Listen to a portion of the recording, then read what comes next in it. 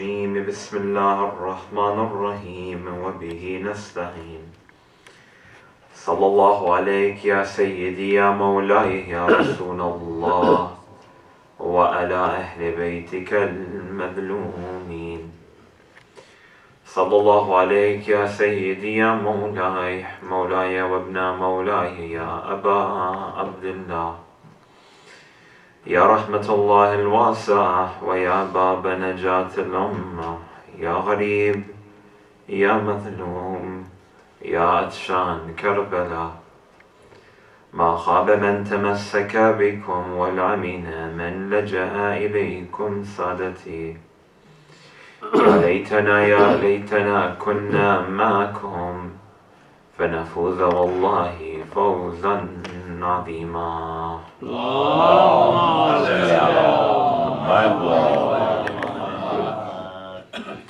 قال سيدنا ومولانا جعفر بن محمد الصادق عليه الصلاة والسلام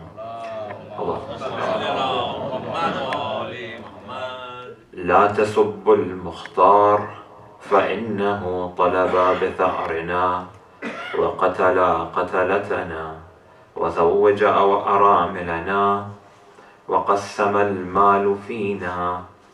صدق إمامنا الصادق عليه الصلاة والسلام وصلى الله على محمد.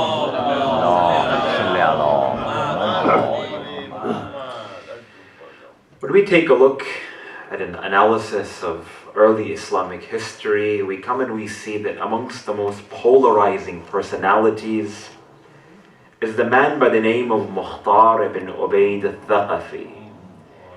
We see historians have differed in regards to the opinion of who this man was, and in reality what his status was in the eyes of the school of Ahlul Bayt alayhim as-salam. We see that in fact we have two completely polarizing opinions in regards to this personality.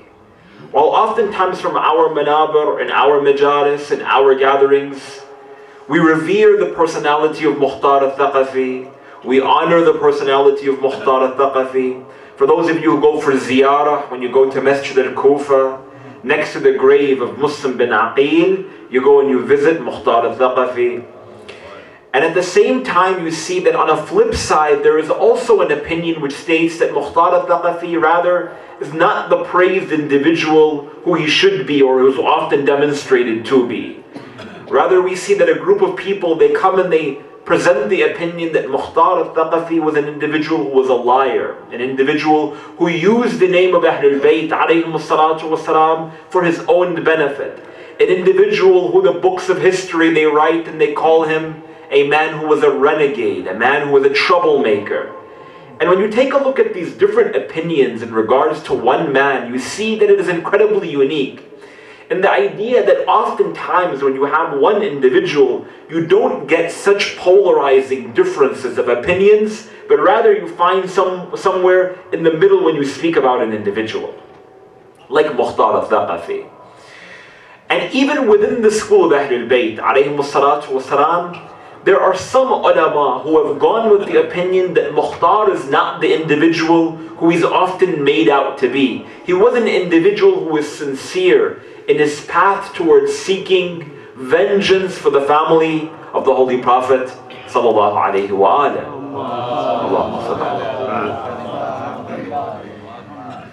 Thus for today's discussion, inshallah, we want to reflect upon the personality of Mukhtar al-Thaqafi from two different dimensions. The first dimension is to get a little bit of a historical insight into understanding who is Mukhtar, and secondly, how do we respond towards some of the misconceptions that are presented about this personality.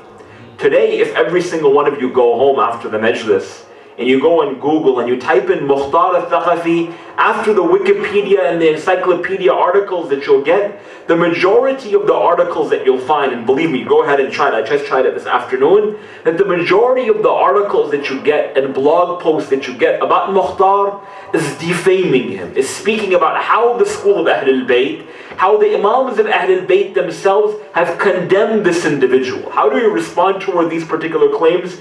if in reality we hold this personality to be valuable within our school of thought. So again, for our discussion, the first dimension is to reflect upon the history and the life of Mukhtar, and secondly, respond towards some of the misconceptions that are often brought about in regards to his life. When we want to analyze the life of Mukhtar, we see that Mukhtar was born in the city of Ta'if, outside of the holy city of Mecca, amongst the first cities that the Holy Prophet ﷺ would go toward and preach.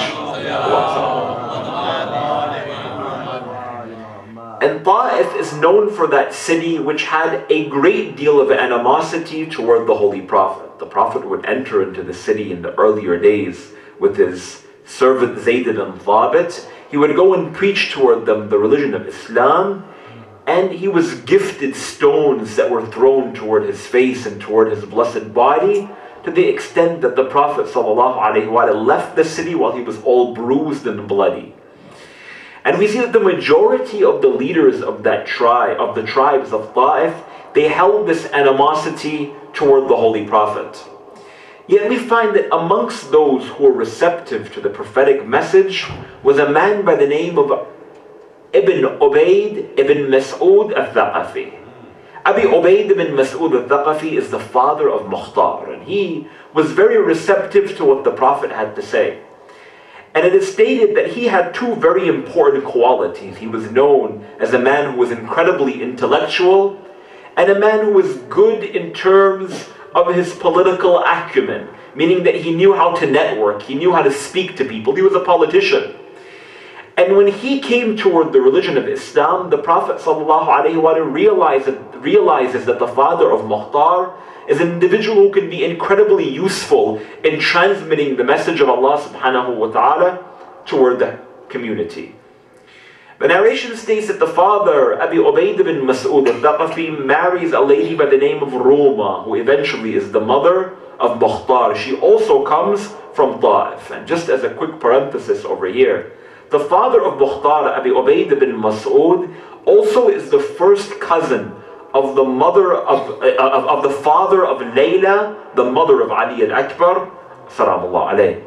So we come and we see that this particular family is a family which is known and is renowned due to its repute, due to its respect within society, within the early Arabian Peninsula, and so on and so forth. And due to the knowledge, due to the political acumen of Abi Ubayd ibn Mas'ud, as I mentioned before, the Prophet ﷺ keeps this particular individual as amongst his close confidants. Anyhow, after some years and after the passing of the Prophet, Mukhtar was born to his father and his mother, and the first place that Mukhtar went was to the house of Ali ibn Abi Talib. Salamullah alayhi. Allahumma sallallahu. And Mukhtar, as a small child, was presented toward Amir al-Mu'mineen. And all of this information and all of this history becomes incredibly important later on when we want to reflect upon the misconceptions. So keep all of this in mind. It is said that the father brought Mukhtar toward Amir al-Mu'mineen. Ali ibn Abi Talib received the son. He looked at him, he began to pat him on the face and began to pat him on the hair. And he utters this phrase, he calls out, Ya Kayyisu, Ya Kayyis, which in the Arabic language is a demonstration of compassion toward a child. In other words, when you come and you have a child, a newborn baby brought in front of you, you will begin to touch it, you will kiss it, you will say, look how beautiful this child is. Or it's often translated as Ali ibn Abi Talib touching the face of the child and say, look at this polite, this graceful, this beautiful son. And at that moment, and from that moment on, Mukhtar al-Thaqafi was linked with Ali, and it was seemingly a dua of Ali ibn Abi Talib for Mukhtar al-Thaqafi. So as Mukhtar grew up, many gatherings that he would sit in, many people would come forth and they would state that, oh Mukhtar, we knew your father, and we remember the day when you were born, and when you were presented in front of Ali ibn Abi Talib. And what an honor that Ali ibn Abi Talib, with his blessed hand, touches your face. Anyhow, we come and we see that this information will again come back toward us when reflecting upon the misconceptions surrounding Mukhtar. It said that Mukhtar grew up in this household which was known for its nobility and which was known for its proximity toward the Prophet and was known for this proximity toward Ahlul Bayt alayhi salatu wasalam. The father of Mukhtar, eventually he was set out from amongst the first three khulafa to be amongst those generals of the armies during those early years. And it is said that in one of those battles, the father of Mukhtar, Abi Ubayd bin Mas'ud, he fell down from his horse and he was killed. And eventually, during the time of the fourth caliph, Amir al-Mu'mineen Salamullah alayh, we come and we see that Mukhtar had lost his father, thus his uncle had taken him in and they moved toward Kufa. Imagine the scene in order to put a little bit of context. That today, if Imam Sahib al-Zaman, Ajjalallahu ta'ala faraja, he is to make his return and make his advent according to narrations in Masjid al-Sahla or in Masjid Kufa, all of the followers of Ahlul Bayt, every single one of us would move toward that land so we can live next to the Imam of our time. Similarly, when Amir al-Mu'mineen Salamullah alayhi establishes his government and establishes his capital in Kufa, many of those devout followers, they move to live next to Amir al-Mu'mineen Salamullah alayhi. And it is said that in those young years, in those years of youth of Mukhtar al-Thaqafi, he spends a great deal of time with Imam al-Hasan and Imam al-Hussein alayhim as-salam. Allahumma salli ala. And Mukhtar inherits a lot from his father, and he himself takes a prominent role in the government of Amir al-Mu'mineen. And Mukhtar was known to be incredibly wealthy. And again, in order to put a little bit of a historical context behind this whole thing, the people of Kufa, or the noblemen of Kufa during that time, were often the enemies of Ahlul Bayt alayhim salatu wasalam. For instance, amongst those individuals who live in Kufa during this time, and amongst those aristocrats of Kufa, is a man by the name of Ash'ath ibn Qais. Ash'ath ibn Qais is who? The father of Ju'dah, the father-in-law of Imam al-Hasan, the lady who kills Imam al-Hasan, salamullah alayhi. Amongst the aristocrats of Kufa is Umar ibn Sa'd. Is, for instance, Shimr ibn al-Jawshan. Is, for instance, Shab'ath ibn Rabi', who is the commander of the Iraqi army on the day of Ashura against Imam al-Hussein. Amongst the aristocrats of Kufa is Khuli or Khawali, the individual who was in charge of the heads of the Shuhada of Karbala. And amongst these aristocrats is also Mukhtar al-Thaqafi. So Mukhtar, a man who had loyalty toward Ahlul Bayt, and on the other side there is a group of individuals, of course, who have intense animosity toward Ahlul Bayt. And when you put a lot of wealthy people in one room, what happens? Oftentimes they can't get along very well. So there was this animosity from that day against Mukhtar and against his family, and this is incredibly important in order to understand the historical circumstances surrounding the life of Mukhtar. Anyhow, we come and we see that the father of Mukhtar, he also had two daughters who were the sisters of Mukhtar al-Thaqafi. And amongst the sisters of Mukhtar, we see that both of these two ladies, they married incredibly prominent men in the Arabian Peninsula. Amongst the sisters of Mukhtar, one of them, she marries Abdullah ibn Umar ibn al-Khattab, the son of the second caliph. And the second sister of Mukhtar al-Thaqafi marries Umar ibn Sa'd, the commander of the army, who fights Imam al-Hussein on the day of Ashura. Again, two incredibly important and prominent men in understanding the historical circumstances post the life of the Holy Prophet. For those of you who are following the names and the dates, please recite one salawat ala Muhammad wa ala.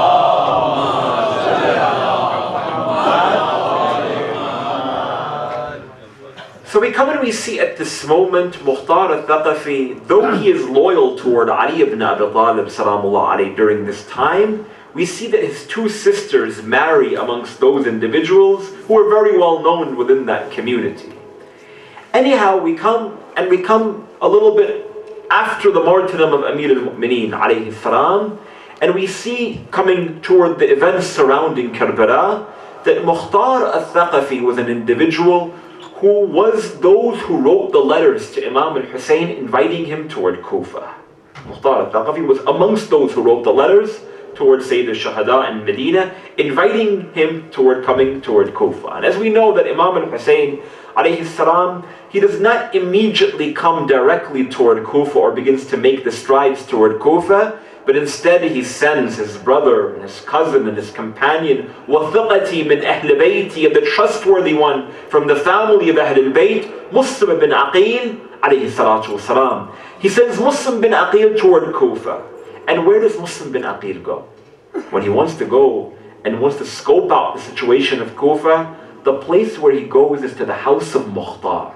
Again, he goes toward the house of Mukhtar and begins to capitalize on the fact that the father-in-law of Mukhtar is a man by the name of Nu'man bin Bashir. And again, forgive me for all of the names, but all of this is incredibly important. For those of you who have watched the film, the series on the life of Mukhtar, you know and you can put together a lot of these names and a lot of this information.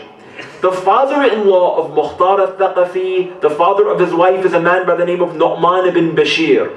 Nu'man bin Bashir is the governor of Kufa under Muawiyah ibn Abu Sufyan. So when Muslim bin Aqil, he wants to come toward Kufa to gather together the support of the followers of Ahl al-Bayt, alayhim salatu wasalam, naturally he knows that if he goes to the house of the son-in-law of the governor, there's going to be no crackdown militarily that's going to take place, and it's going to eradicate all of the followers of Ahl al-Bayt from the holy city. Yes? So he goes into the house of Mukhtar al-Thaqafi. He tells Mukhtar, let us gather together all of the followers of Ahl al-Bayt as much as we can, and begin to prepare for the arrival of Imam al-Hussein salamullah alayh. What happens? We come and we see that the news begins to spread within Damascus that Marwan ibn Hakam, the close confidant of Yazid, he goes toward him and he says, "Oh Yazid, we're hearing news that Muslim bin Aqil, the cousin of Sayyid al-Shuhada Abu Abdullah, has entered into Kufa, and he's entered into the house of Mukhtar, and the father-in-law of Mukhtar is Nu'man bin Bashir, and he's not going to be able to do anything about performing any sort of a crackdown and arresting all of those who are conspiring against us. So what are we going to do?" What does he do? Eventually Yazid, he appoints Ubaydullah ibn Ziyad, who was the governor of Basra during that time, to come toward Kufa and to overthrow Nu'man ibn Bashir and establish his military state, his police state, from the governor's mansion of Kufa. But the thing was, Ubaydullah ibn Ziyad was incredibly strategic, which is why, as we know, and we don't want to get into the whole story, he comes and he presents himself as he was entering into the city of Kufa as Imam al-Hussein alayhi salatu wasalam. He would dress like Imam al-Hussein. He would wear the cloak of Imam al-Hussein. He would wear the turban of Imam al-Hussein. He would cover his face, and he would be and he would enter with a caravan of all sorts of different people. They go into the court of Nu'man ibn Bashir. They say, "Oh Nu'man, this is Imam al-Hussein." Eventually when he enters in, he tells Nu'man ibn Bashir, "Get out of this place, for you have not been strong enough in terms of bringing any sort of a crackdown upon the followers of Ahl al-Bayt, alayhim salatu wasalam." And as this news began to spread, and the rumor began to spread that Ubaydullah ibn Ziyad was going to make an attempt to enter into Kufa, Muslim bin Aqil, along with Mukhtar al-Thaqafi, along with Habib ibn Madar, along with Muslim ibn Awsaja, along with many of those loyalists toward Imam al-Hussein, alayhi salatu wasalam, they tried to galvanize support, not only from within Kufa, but also within cities on the outskirts of Kufa. Which is why many people, they ask the question, that when Muslim bin Aqil, he was left alone, who was left with him? Where are all of those loyal followers of Ahl al-Bayt? Well, we see that many of them were sent outside of Kufa so that they could go and bring people to support Imam al-Hussein alayhi salatu wasalam and prepare for his arrival within the city. Amongst those who left Kufa is Mukhtar. Mukhtar leaves Kufa. When he tries to enter back in, he hears from the rumors that were taking place that the entire city of Kufa has been shut down and no one can enter in and no one can exit. By the time Mukhtar finally enters into Kufa, he hears the news that Muslim bin Aqil had been martyred. Again, for those of you who are following, this is incredibly important in terms of understanding the historical context and how we can respond towards specific misconceptions about Mukhtar. What happens? Mukhtar al-Thaqafi, he enters back into the city of Kufa, and he sees that Muslim bin Aqil, along with his close companions and confidants, have been killed. Before he's able to make any moves, Ubaydullah ibn Ziyad comes, he captures him, he is brought in front of the court, and he is told that you are going to prison for conspiring against us by supporting Muslim bin Aqil, who was the representative of Imam al-Hussein, alayhi salatu wasalam. What happens during this time? Mukhtar is taken and he is thrown into prison. During the day of Ashura, the event of Karbala takes place, and Mukhtar is in prison along with many other companions of Ahlul Bayt, alayhi salatu wasalam. And amongst those individuals who Mukhtar meets in the prisons of Kufa is a man by the name of Mitham al-Tammar. Mitham al-Tammar, as we know, that individual who died with the love of Ali ibn Abi Talib on his tongue. He would go to the tree that Amir al-Mu'mineen foreshadowed and stated, "Oh Mitham, I can see that day when you are going to die and you're going to be lynched on this tree for your love of me." When you have a love of Ali ibn Abi Talib, alayhi salatu wasalam, no fear is allowed to enter into your heart. The Mitham al-Tammar would go to that tree. He would begin to water that tree every single day. He would call out, "Oh tree, you are from me and I am from you." Until eventually what happens? That there is a prison break that takes place in Kufa. Mitham al-Tammar is able to escape. Imagine how old he is at this time. Maybe in his 80s, maybe in his 90s during this day. He is captured by Ubaydullah ibn Ziyad forces, and he is captured right next to that same tree. Mitham al-Tammar looks toward that tree, and he looks toward the skies as if to say, "Oh Amir al-Mu'mineen, the same way you promised me is the same way of what is going to happen to me today." It is said that they took Mitham al-Tammar, they crucified him on that tree, and he would continue to recite the fada'il of Ali ibn Abi Talib alayhi salatu wasalam until they had to cut off his tongue. And when Mukhtar al-Thaqafi enters into the prison and he sees Mitham al-Tammar, Mitham comes and he approaches him. And let me tell you something else, my dear brothers and sisters, that when you are exposed toward the light of Ahlul Bayt alayhim salatu wasalam, you are gifted unique spiritual secrets. Our love of Ahlul Bayt alayhim salatu wasalam takes us to a unique level. As the love increases, our level increases. As our love for Ahlul Bayt increases, we begin to see things differently than we would have seen them before our love for Ahlul Bayt. And many times, to open up again a quick parenthesis, many people, they come and they state, we have too much fada'il of Ahlul Bayt alayhim salatu wasalam in our gatherings. We need to focus more on other things. We need to focus on getting closer toward Allah subhanahu wa ta'ala. We need to focus on dua. We need to focus on Quran. And that's all true. We should focus on Quran, and we should focus on dua, and we should focus on getting closer toward Allah subhanahu wa ta'ala. But the quickest way for us to fulfill our responsibilities to our Creator is to demonstrate non-stop our love for Ali ibn Abi Talib alayhi salam and his children. That's the reality.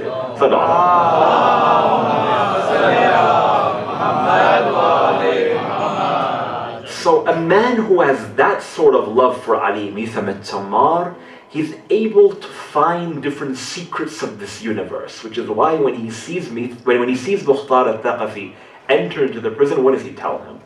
He goes toward Mukhtar and he says, "Oh Mukhtar, it is as if I can see that day that my master promised that you will be the one to perform vengeance upon those who kill our master, Sayyid al-Shuhada." How did Mitham have that knowledge? Maybe Ali ibn Abi Talib told him, but he stated, "It is as if I can see that day." Mitham himself had the potential to foreshadow because of how he was exposed toward the light of Ali ibn Abi Talib, salamullah alayh. And at that moment, Mukhtar began to train himself that he will be the individual who will perform the vengeance upon those who shed the blood of Sayyid al-Shuhada.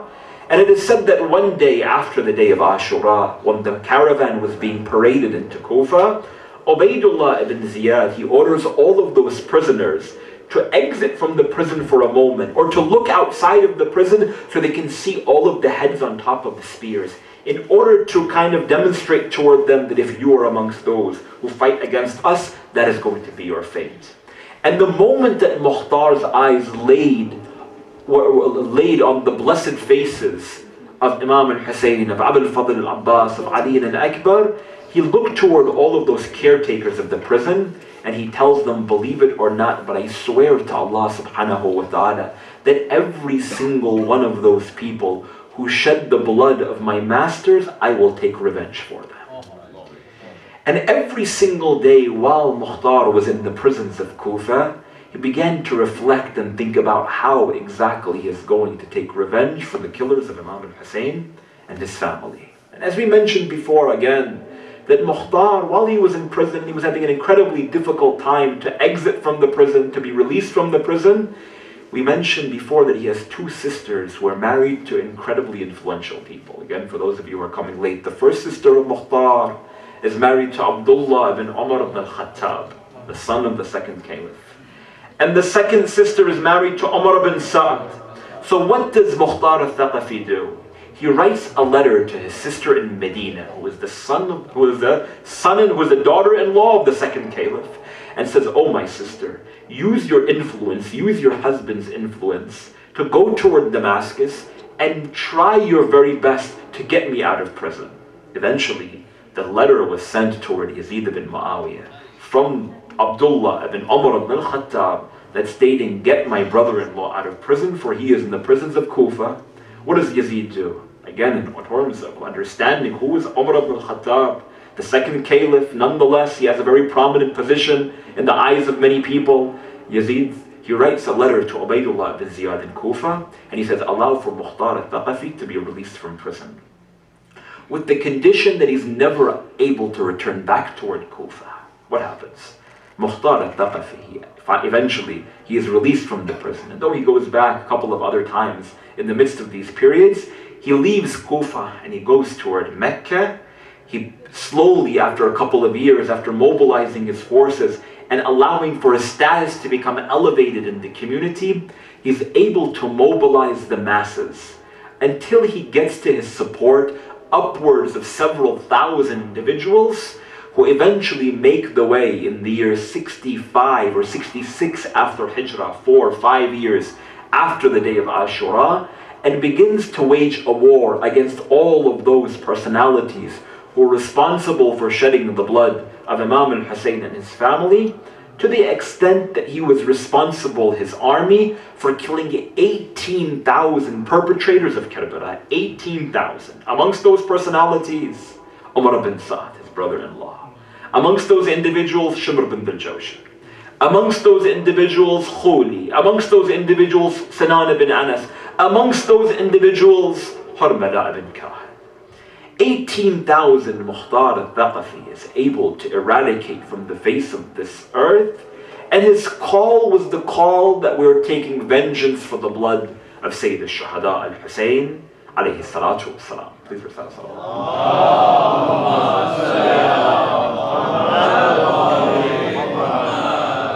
And this brings me toward the second dimension of my discussion for tonight, and that is, how do we respond towards certain misconceptions about Mukhtar al-Thaqafi? As we mentioned before, that Mukhtar is an incredibly controversial figure, that even within the school of Ahlul Bayt alayhim salatu wasalam, some state that yes, Mukhtar did all of this, and yes, he took vengeance for 18,000 of those killers of Imam al-Hussein and his family, but the intentions of Mukhtar were not sincere. Rather, Mukhtar was not doing it for Ahlul Bayt, but he was only doing it for his own self. And many other misconceptions that are presented about this personality.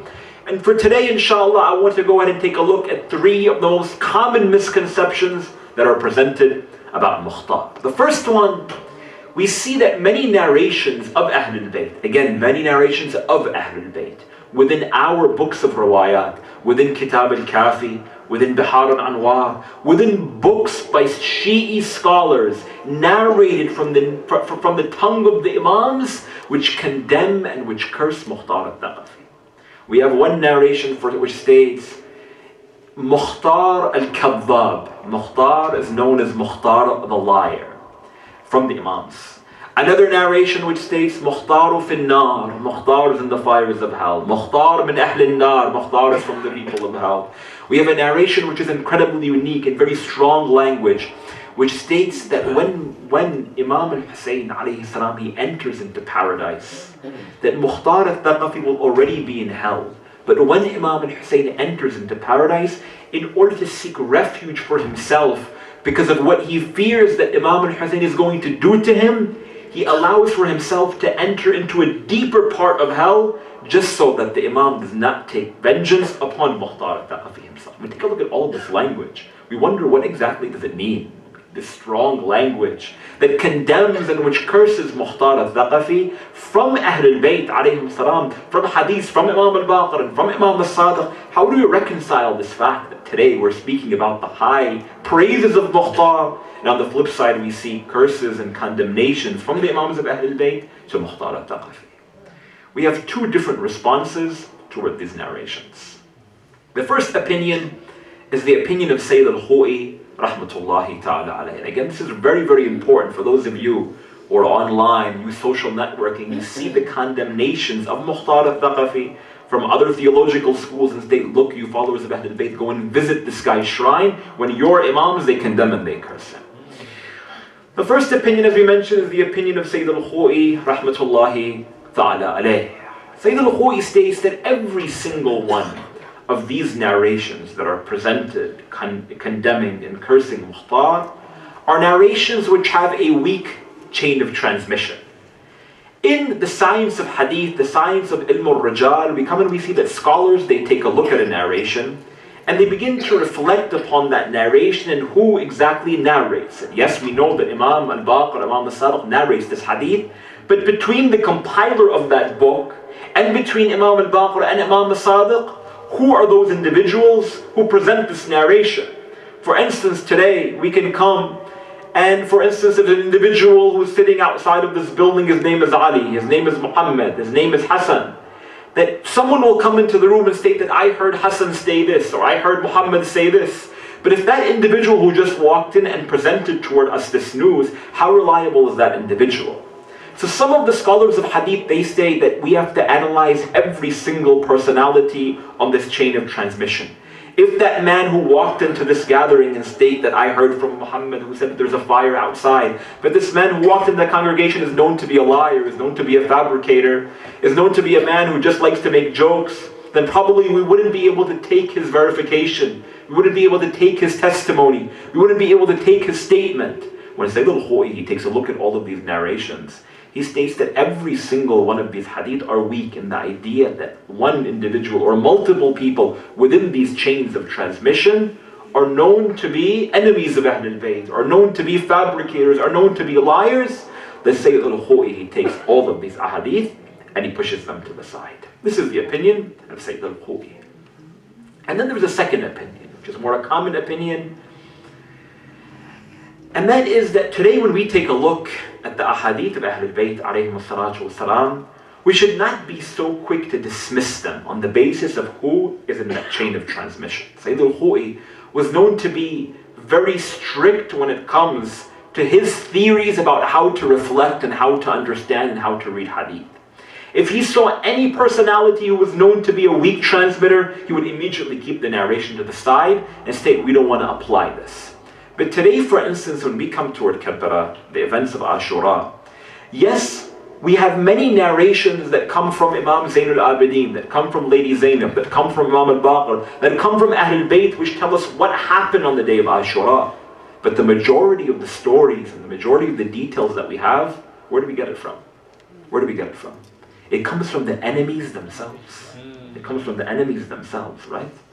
And if we were so quick to dismiss everything that the enemies of Ahlul Bayt narrated, then we would throw away our entire heritage. We would throw away our entire heritage. We wouldn't have anything to narrate. That just because someone is an enemy of Ahlul Bayt doesn't mean that they're lying, right? Just because someone hates Ahlul Bayt doesn't mean that they're lying. In the same way that just because someone is known to be an individual who exaggerates doesn't mean on that particular occasion he was exaggerating. We all have someone in our family who likes to tell a lot of stories, but a lot of times they're also telling the truth, no? So this particular opinion, this is the opinion of the majority of the ulama, is that they state that all of these narrations that come from Imam al-Baqir and come from Imam al-Sadiq, we can accept them. And we believe that Imam al-Baqir, he did condemn and he did curse Mukhtar al-Thaqafi. As did Imam al-Sadiq, he did condemn and he did curse Mukhtar al-Thaqafi. But there was a reason and there was a context for that. And that is that during the times of Ahlul Bayt, alayhim as-salatu was-salam, in order to protect their community, in order to protect certain individuals, they would openly condemn and curse them in taqiyya. in order to protect the faith and in order to protect the value and in order to protect the dignity of those people. So they would disassociate themselves with those individuals so that they would not be impacted. Let me give you an example. There was a man whose name is Zurara ibn A'yun. Zurara ibn A'yun is a personality who was known to be amongst the most important narrators of fiqh of Ahlul Bayt alayhim as-salam. If you take a look at Kitab al-Kafi, Surah al-Kafi, and you begin to scroll through the pages, you see that thousands of ahadith are narrated from Zurara, from Imam al-Baqir, and from Imam al-Sadiq. He tells us how to pray and how to fast and how to go for Hajj. Another companion is a man by the name of Muhammad ibn Muslim, who is known to be a faqih, who is known to be a marja, the equivalent of a marja, even more than that, of Kufa. He would narrate from Imam al-Baqir. So many ahadith that speak toward us about law, that speak toward us about jurisprudence. Yet we find that Ahlul Bayt would curse both of these personalities on some occasions. Why? Because when they distanced themselves from those personalities, remember the watchful eye of the Umayyads, of the Abbasids, were always on Ahlul Bayt and anyone who associated themselves with Ahlul Bayt. And we see that these individuals, Zurara, Muhammad ibn Muslim, Mukhtar al-Thaqafi, Ahlul Bayt were happy with the work that they were doing.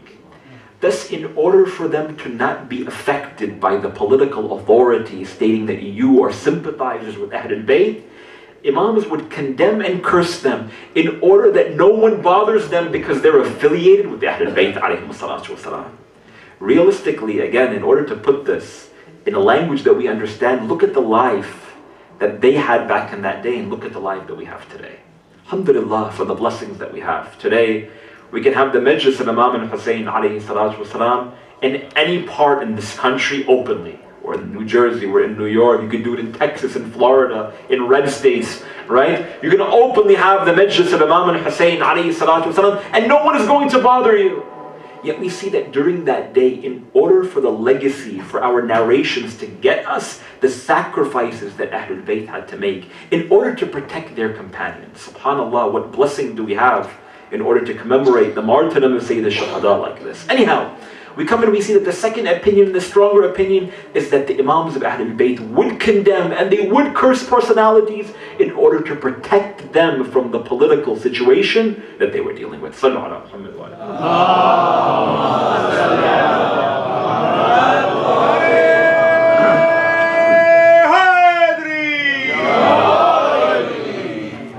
So misconception number one, we respond to it by stating that the Ahlul Bayt alayhim salatu wasalam had to protect Mukhtar, thus they would condemn.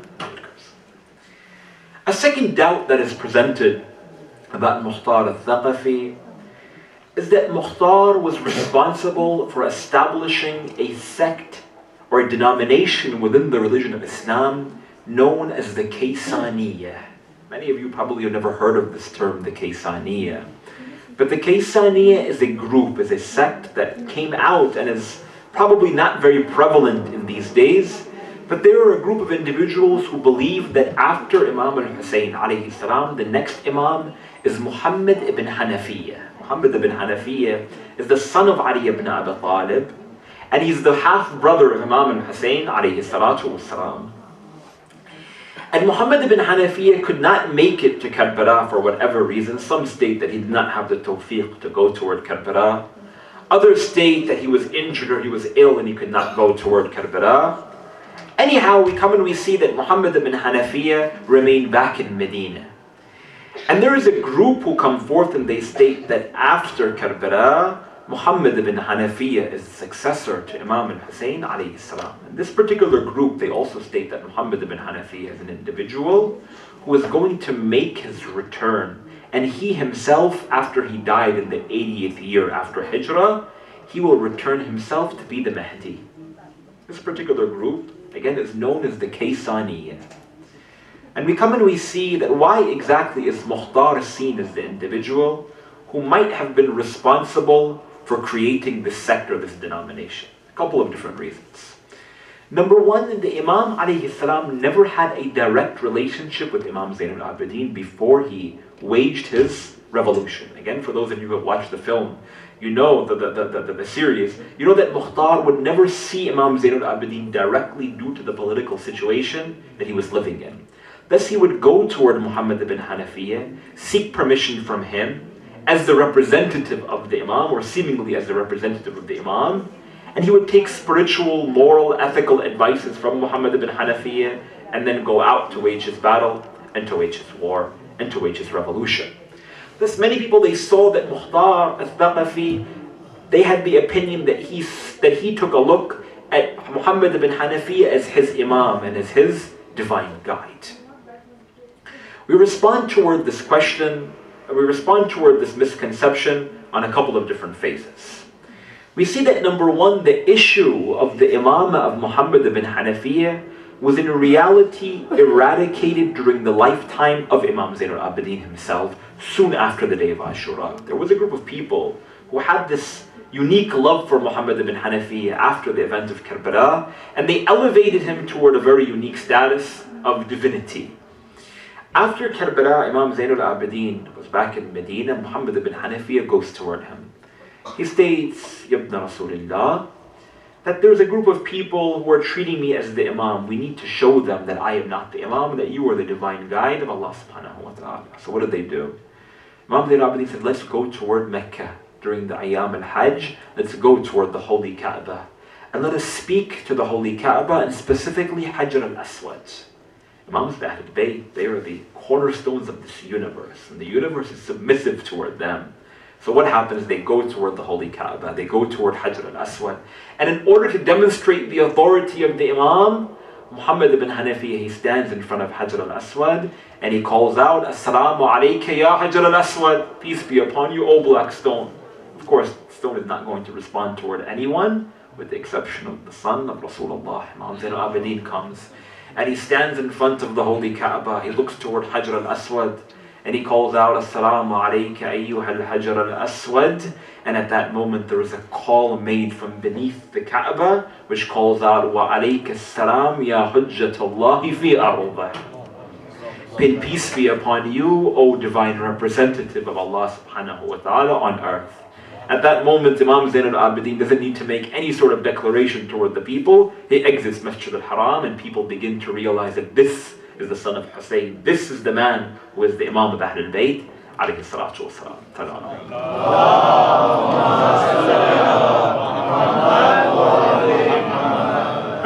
So this is on one phase. On a second phase, we come and we see that the Kaysaniya are seemingly attributed toward Mukhtar al-Thaqafi. Why? Because Mukhtar is the one who Ali ibn Abi Talib called him Ya Kayyisu, Ya Kayyis. As I mentioned before, that when Mukhtar was a child, he was brought toward Ali ibn Abi Talib. Amir al-Mu'mineen would take his hand and begin to pat him on the head and say, this beautiful, polite, graceful child. And the words that he uttered were Ya Kayyisu, Ya Kayyis. And this word is very similar toward the phrase Al-Kaysaniya. Thus many people, they attribute Mukhtar al-Thaqafi toward being an individual who believed in the Imamah of Muhammad ibn Hanafiya. And a third presentation that they come forth and they demonstrate is that in many of the letters that we have reached toward us today, between Mukhtar and Muhammad ibn Hanafiya, he would address him as Imam and he would address him as Al-Mahdi.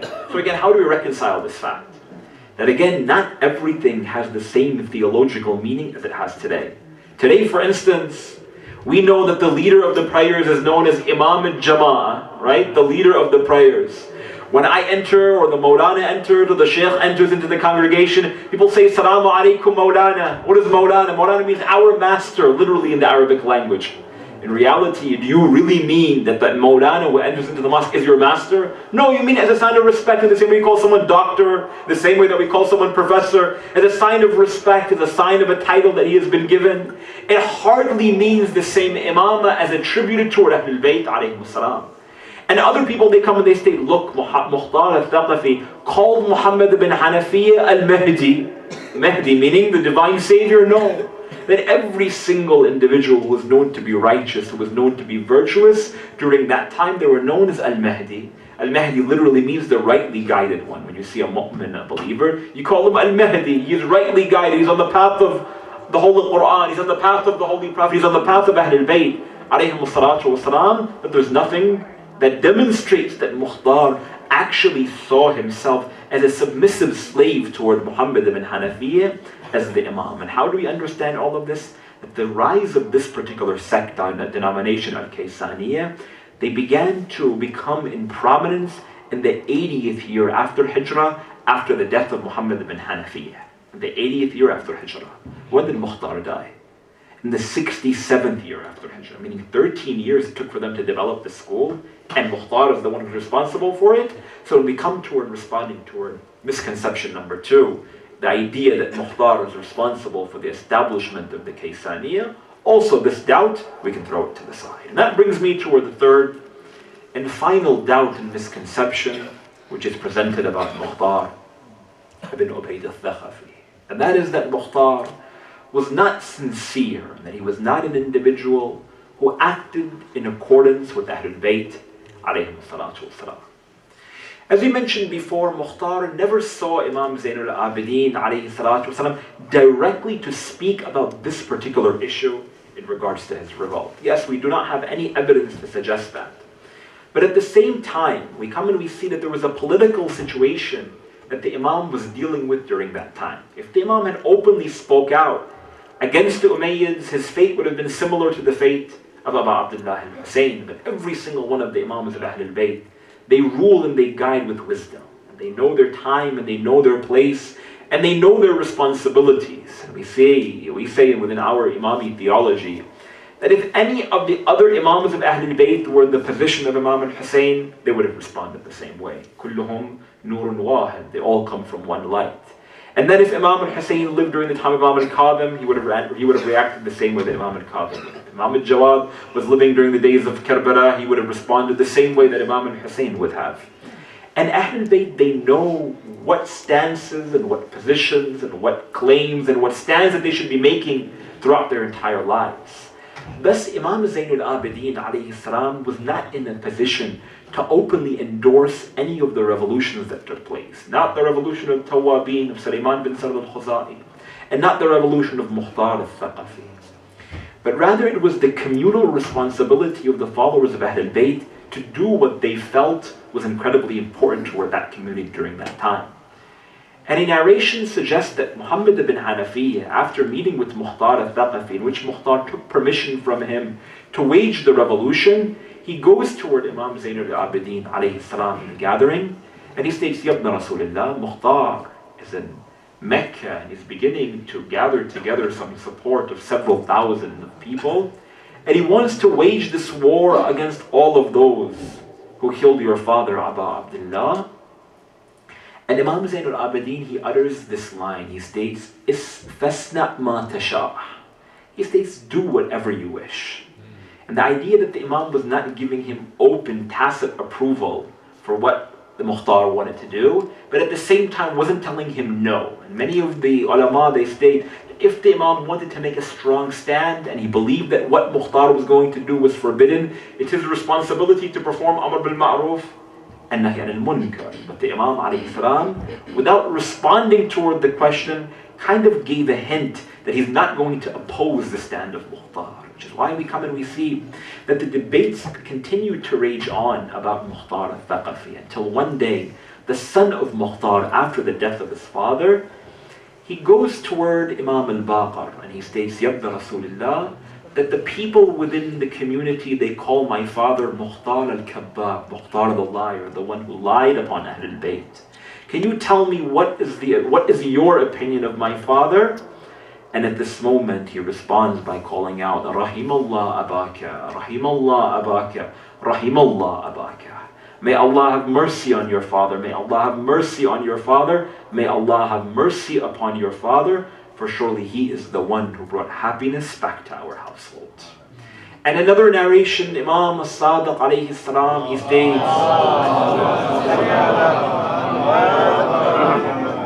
he states, the narration that I began my talk with, لا تسب المختار. Don't curse Mukhtar.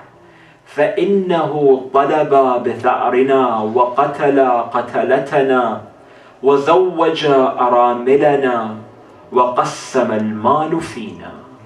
He states, don't curse Mukhtar, for surely Mukhtar is the one who took revenge for us, and Mukhtar is the one who killed our killers, and Mukhtar is the one who after him, our widows, they would marry once again, and Mukhtar is the one who would take the resources and the money that he attained from the Umayyads and distribute it toward the Sada, toward the family of Ahlul Bayt.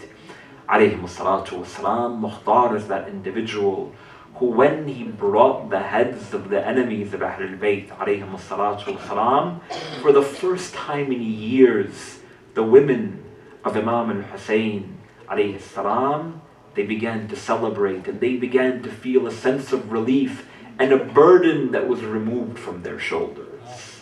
But even then, though that pain was, or that relief was temporary, that pain that was fixed within the hearts of the women of Ahlul Bayt, alayhim as-salatu was-salam, was incredibly intense. And we know that on many different occasions, Ahlul Bayt, alayhim as-salatu was-salam, they would come toward gatherings like this on every opportunity that they could, in order that they cry over what happened toward their family members, in order that they cry over the blessed body of Sayyid al-Shuhada al-Hussein, alayhi salatu was-salam. I'll leave you with these narrations, my dear brothers and sisters. It is said that some years after the family had returned back toward Medina, Imam Zain al-Abidin was sitting in his home.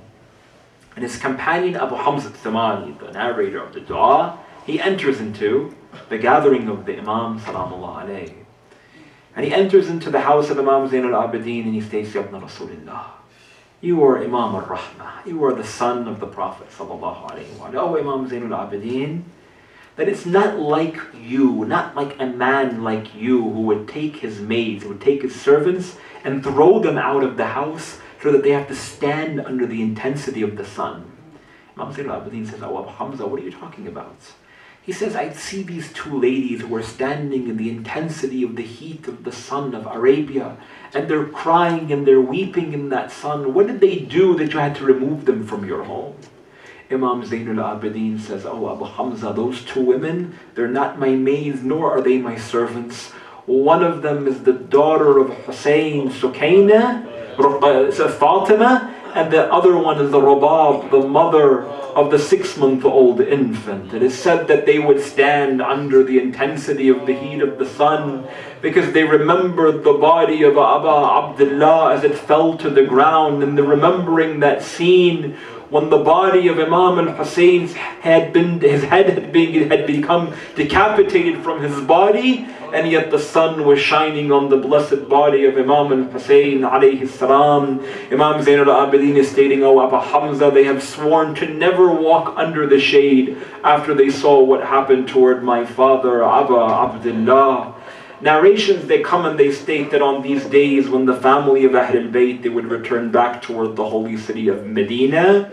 It is said that as they were approaching the city of Medina, Zainab alayhi salam, she would see the gate for the city of Medina, and she would begin to call out, Wa Jadda, Wa Rasulullah, oh my grandfather, Oh Rasulullah. All of the emotions would become overwhelming on her heart and on her soul. But at this moment, my dear brothers and sisters, let me tell you of the scene when they were leaving Medina. When Zainab was entering back, she had a little bit of promise in her heart, for she was going to go and visit her grandfather Rasulullah. But the narration states that when Zainab alayhi salam was leaving Medina, she kept on looking back as if to say, Oh Rasulullah, the next time when we return back toward Medina, it will be without your son Aba Abdullah.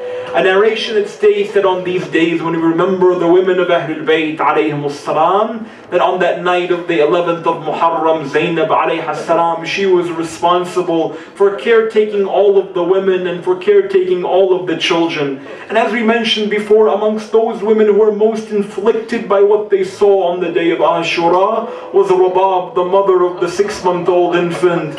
The narration states that Zainab alayhi salam, she was gathering together all of the children, all of the orphans and all of the widows. Zainab alayhi salam, she goes toward Kulthum and she says, Oh Kulthum, I've made a count and it's seemingly that one lady is missing from this gathering. Who was that lady? The hadith, it says that Zainab alayhi salam, she begins to walk on the plains of Karbala on the night of the 11th of Muharram, and she sees a lady who's exhausted. And she sees a lady who's tired. The narration states that this lady, she goes toward the ground and she's picking up a child and she's putting this child on her chest. But let me tell you something, my dear brothers and sisters, that child no longer had a head. On the night of the 11th of Muharram, Zainab alayhi salam says, "Oh Rabab, what are you doing?" Rabab says, "Oh Zainab, that I have some milk now, and my child was thirsty on the day of Ashura." Zainab says, "Oh Rabab, do you know what they did to your child? They took the arrow which struck his blessed neck." Rabab, she cannot feel the pain because she does not have her child anymore. The intensity of the pain had inflicted her mind, had inflicted her heart.